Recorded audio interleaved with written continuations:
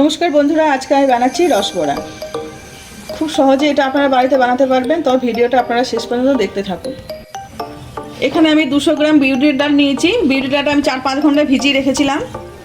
দেখুন বিউলির ডালটা কি সুন্দর ভিজে গেছে। ডালটা আমি এবার পেস্ট করে নেব। মিক্সারের বাটি নিয়েছি, মিক্সারের বাটির মধ্যে দিয়ে দিলাম।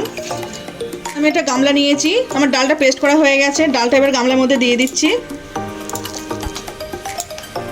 ডালের মধ্যে এবার স্বাদ মতো নুন দিয়ে দিচ্ছি। এবার ডালটা আমি ফাটিয়ে নিচ্ছি ভালো করে। ডালটা আমি এইভাবে ফাটাচ্ছি, আপনারা এইভাবেই ফাটাবেন, উল্টো দিক থেকে ফাটাবেন না। এরকমভাবে ফাটালে ডালটা ফাটাতে অসুবিধা হবে। এইভাবে ফাটাবেন ডালটা। ডালটা আমার ভালোভাবে ফাটানো হয়ে গেছে। দেখুন কি সুন্দর ফুলে ফেপে উঠেছে। এখানে আমি 1 বাটি চিনি দিয়ে দিচ্ছি। আমি এখানে একটা রস বানিয়ে নিয়েছি রস ভরার জন্য। আমি এখানে 2 বাটি জল দিয়েছি আর 1 বাটি চিনি দিলাম। এবার রসবড়ার রসটা আমি বানিয়ে নিচ্ছি। তার জন্য ডালের বড়াগুলো আমি ভেজে নেব। কড়াইতে তেল দিচ্ছি, তেল গরম হয়ে গেছে। তেলটা আমি বেশি গরম করিনি, হালকা গরম করেছি।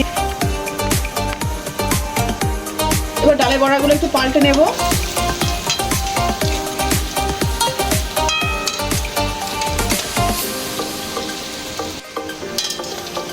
বড়াগুলো আমার ভাজা হয়ে গেছে, লাল লাল করে ভেজে নিয়েছি। এবার তুলে নিচ্ছি আমি এগুলো আমি তুলে নিলাম, ভাজা হয়ে গেছে। রসবড়ার রসটা আমার হয়ে গেছে। এটা আমি গ্যাস বন্ধ করে দিচ্ছি। বাকিটাও ভেজে নিচ্ছি আমি।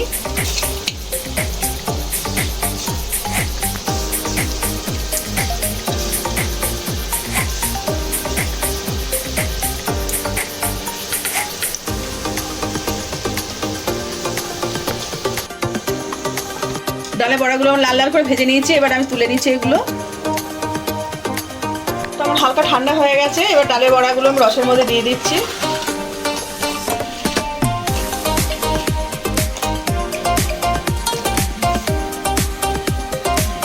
এটা আমি আধ ঘন্টার জন্য ঢাকা দিয়ে রেখে দেবো, যাতে রসটা ভালোভাবে ভেতরে ঢুকে যায়।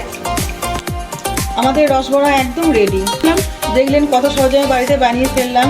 আপনারা চাইলে আমার রেসিপিটা ফলো করে বাড়িতে বানাতে পারেন। আজকে আমার রান্নাটা যদি আপনাদের ভালো লেগে থাকে তাহলে লাইক করে দেবেন, শেয়ার করে দেবেন। কেমন হয়েছে কমেন্টে জানাবেন।